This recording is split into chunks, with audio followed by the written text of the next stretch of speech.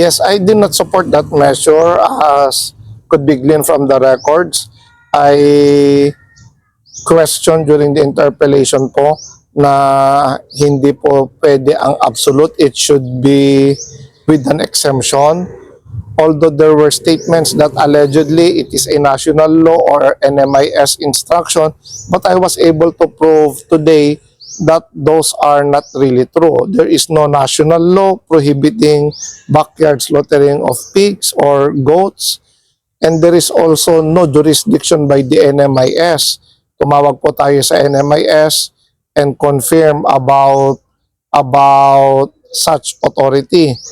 Ang authority lang po ng NMIS, yung mga ano lang po, yung mga meat vendor. Of course, if you are going to slaughter your own livestock, that is not a business, so to speak. So, pwede kang kumatay sa bahay ninyo. Kung kakainin mo, kakainin ninyo. So, I was then arguing how come that the government will meddle or interfere with purely private affair. Personal consumption mo yan, kung anong gusto mong kainin, problema pa, problemahin ba yan ng gobyerno? Pero kung magkakate ka para ibenta sa ibang tao, ibang usapan na po yun. We need the government will involve itself to ensure the protection of our consumer. So, what will happen sa approved ordinance, sir? This ordinance, I did not vote for it. It was already approved by the local chief executive. So, nasa sangguniang panlalawigan na po ngayon for their appropriate action. I am optimistic that they are knowledgeable with all the arguments that I laid, that it is not within the power of the government to encroach or to interfere with purely private affairs. That is a lawful activity by one person. And second, even assuming without admitting that we have that authority, we are not ready. The city government is not ready.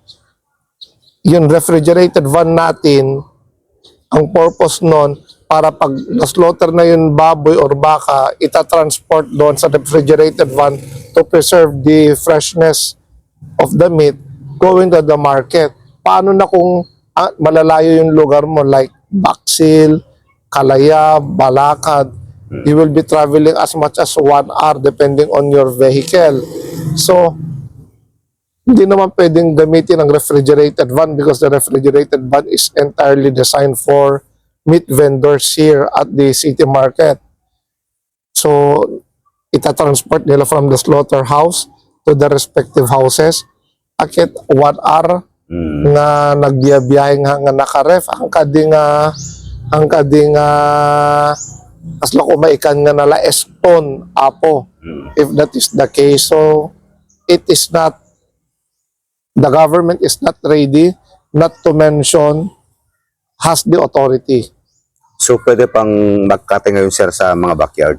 Yeah, pwedeng magkatay because we even locate a proviso of the IRR of the NMIS stating that this is an exempted authority of the NMIS. So how come that the government will interfere? Parang yung sasabihin sa'yo na bawal kumain ng karne pag Monday. Pwede ba naman ganun? Hindi naman po pwede. Whatever you want to eat, that is your right. The government cannot interfere. Lalo na kung lulutuin mo sa bahay, we do not have that power. For public information, attorney, sino po yung may ACDA, may sponsor sa ordinansa?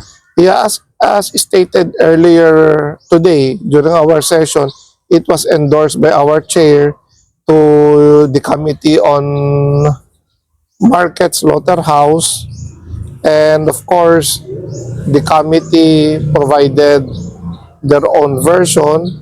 We tried to modify it. Unfortunately, during the previous session, we were not able to get the consent for the amendment. Para sa inyo, attorney, ano yung magandang amendment sa ordinansa? There should be an exemption. We cannot live absolutely. There should always be an exemption to cater the needs of others and to rectify what is wrong from right, and more importantly, to know what is the limit of our authority. So additional burden po sa mga mamamayan. Definitely, for example, you want to have a feast, it's part of our tradition, or agparti kat kalding, parchem ita Ano ba yan? pagpadaraam at adakas din nga kinagisnan tayo, tradition tayo. Hamon to maaramid di dyan na makapadara ka pa yung nga ron, tahanin na at iparit nawan, assuming we have that authority. Hanga mabalin, supposed to be at that is your right. Pero ngayon, attorney, ang nababas yung Biholo Sangguniang. Yeah, those who supported I did not support it. So it's nice that I did not vote for it and I oppose it during interpellation.